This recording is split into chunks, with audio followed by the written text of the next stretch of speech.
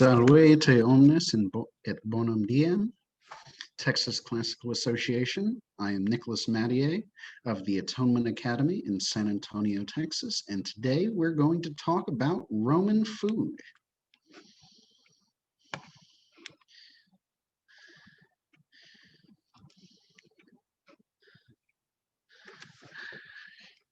My presentation today is Quarantine with Apicius, cooking Roman food while remote.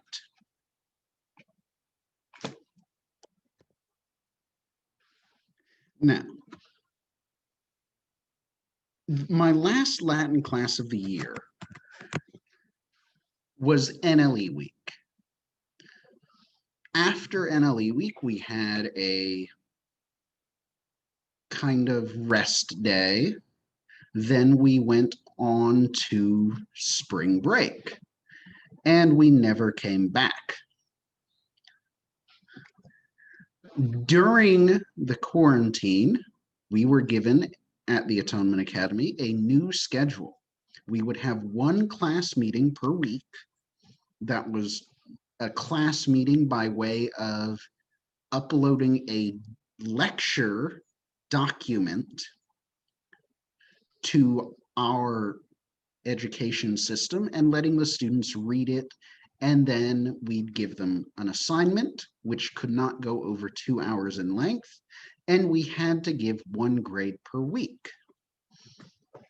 Now, before the pandemic happened, I had several plans for my Latin classes. During the year, I always throw in a few different projects. My Latin 2s do funerary inscriptions. My middle school students make Roman calendars and Roman theaters. My upper level Latins look at some late antique Latin. I was planning for this year, for my Latin 4s, a baby lit style version of the Aeneid for the lower school here at Atonement. They would write a very, very basic version of a scene from the Aeneid or go over different characters, and then they'd present it to the lower school students who are taking Latin once or twice a week. My middle school, through my Latin 3s, were going to create for me a piecemeal Roman soldier. My middle school students were going to create a shield. My Latin 2s were going to create a helmet. And my Latin 3s were going to create a suit of armor. With the quarantine, that obviously wasn't going to happen anymore. So then I get directions from on high. Our administration tells us that we are to create a capstone project for the end of the year. So my original plan would have worked perfectly if we weren't during quarantine, but we're during quarantine. So, new plan. Cooking. Resources. Throughout last year, I'd been spending a lot of time on Tavola Mediterranea, which is the, quote, home of culinary archaeology on the web, and I'd been reading some Apicius. This combined with my quarantine thought process. What should all students have access to? And my answer was some sort of kitchen equipment, And what is a skill that they could use during the pandemic?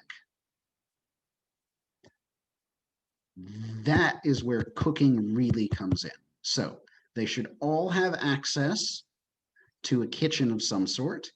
They should all be able to use a kitchen during the pandemic, and learning to cook would be helpful. And I thought maybe the parents would be a little bit happy to have their students both learning something Latin and a life skill. And then after coming up with this idea, I then had to come up with the thought of how do I make this equitable? Because I didn't want to give a Roman recipe to my students and they would have to spend an extraordinary amount of money to get the ingredients or require some sort of equipment that most people wouldn't have, or make it so that many of the students wouldn't be able to participate. So I came up with an experiment, Moretum, which I assigned as extra credit during the middle of the pandemic. The recipe comes from the Appendix Virgiliana. It's one of the lesser known poems of Virgil. Sometimes you'll see it translated as salad, but in reality, it's a pesto cheese ball. And luckily, there's no cooking required. So I could give this to my middle school students all the way up through my Latin 4s as a test to see if cooking while remote was a possibility. So I gave them a basic recipe. I gave them the poem in translation and told them, okay, make this moretum, take a picture of it, and then to prove that you're not just pulling it off the internet, take a picture of you enjoying it. So I got mixed results from the moretum. About a fifth of my students attempted the assignment, which, as an extra credit thing, during a quarantine where our new schedule made it so that it was almost impossible for anyone to get below an 80, I was pretty happy with a fifth of students attempting the assignment. What really got me were the comments from students who really, really seemed to enjoy it. Not the recipe, though. They enjoyed cooking, but not the recipe. So, some comments. It tasted like the sea. My whole house smells like garlic now. My favorite, now I know what it's like to be a Roman woman whose job it was to cook for the family, but I would probably get banished. I hate Virgil now, and Virgil is probably rolling in his grave right now, infuriated that I messed it up by adding too much salt. Guess you could say he's salty about it. My students, ladies and gentlemen. So then, for the end of the year, I came up with a recipe for each of my classes. For my middle school ones, I came up with I found epiterum.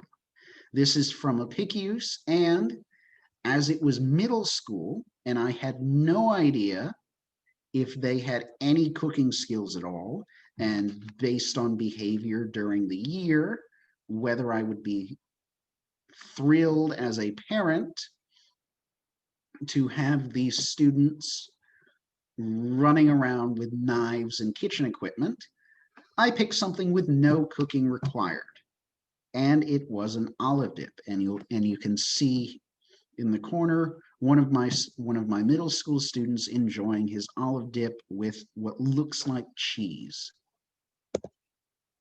For my Latin 2s, I used ova spongia ex lacte, from Apicius. It's basically an omelet, and it's a French style omelet. And when I told my wife this, she was terrified, knowing how difficult French style omelets were. But several of my students actually thoroughly enjoyed making this, even though some of them sent me frantic emails the day it was due saying that they'd killed the omelet. It's okay. Then the honey cake. I found versions of this in about 6 different sources, including Apicius, and of the 4 recipes that I gave, this was the highlight. And this was something important to me because The Latin 3 class was largely composed of seniors, and they were my first class once I started at the Atonement Academy, so I wanted to make sure that this was something that they enjoyed. So I gave them the honey cake, and this was, without doubt, the one that the students loved the most. Now, then my Latin 4s, my 3 special seniors, got a braised artichoke. Again, I found several versions, including one in Apicius, and a version of this is still popular in Italy today. Carciofi alla Romana. This is a very, very popular dish in Italy, and it was fun giving these Latin 4s a dish that not only survived from Roman times, but is still used today. Now, results. Sorry about the mess up on the PowerPoint. That was not there originally. I got 100% participation, and I got varied responses to the assignment. So many of them just sent me pictures as I'd asked. But I also got food blogs. I got videos. I had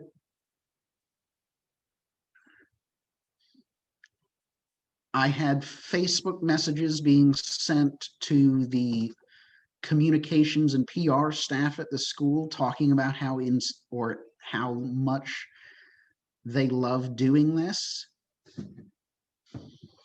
The honey cake was the most popular, as I said before. While I was going to graduation or our quarantine graduation, about 12 different sets of parents came up to me begging me for where I got the honey cake recipe from and how much they loved it. And then the parents also loved, as I hoped, the kids learning how to cook something. They loved it. I got so many thankful parent emails. And then this year's Latin 2s, I didn't teach Latin 1 last year. This year's Latin 2s ask me when they're going to be able to cook about every other class period.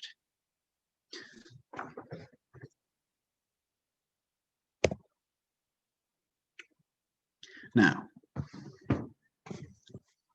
during the quarantine, while we were remote, I made this as easy as possible. I wanted to give them some basic Roman culture, a basic Roman recipe, and let them have fun with it. There are, however, coming into this year, when we're no longer remote, a few different modifications that I could make and that you could make to make this work even better for your students. One, as we are a Latin class, have them translate the recipes. An easy one is the Moretum from Virgil, where the poem is the recipe. The poem is the recipe. He's talking about a guy making the Moretum. And then you could give them Apicius. The one problem with Apicius is that it's very, very difficult to find an English translation of Apicius. And then you have to do some modifications of some of the recipes because many students aren't going to want to cook dormouse. Then modification 2, the food blog. This one came to me from students. Again, I got several students who gave me food blogs in response to my request for pictures. So they'd give me the ingredients, they'd take pictures of it being made, they'd take pictures of them enjoying it, they'd take pictures of their parents enjoying it, and then they would talk about how much or what they did while they made it. and how they would feel if they were Roman making this, and how that would work with their families. This is where I got some of the more imaginative comments from my earlier slide. So the food blog, then the video. Some of my students apparently watch a little bit too much Food Network and decided that what they were going to do was film themselves doing all of the cooking, film themselves reading the assignment, and it worked. It worked. They didn't have a Food Network budget, but they made videos. Unfortunately, I wasn't able to attach them to this PowerPoint, but they did make several videos and they worked pretty well. And then modification 4, this is what I'm planning to do for my middle school and my seniors this year, is the party. Give them several different recipes, give them a choice of recipe, give them a translation to go with it, give them a bit of culture to go with it, and then have them bring the food to class. Have them bring the food to class. So, if you have any questions, my email is on the screen, nmataya@atonementonline.com. I am happy to send you the recipes. I am happy to send you what sources I have. And gratias wobi sago. Thank you very much. And have a good rest of your day and enjoy the rest of the conference.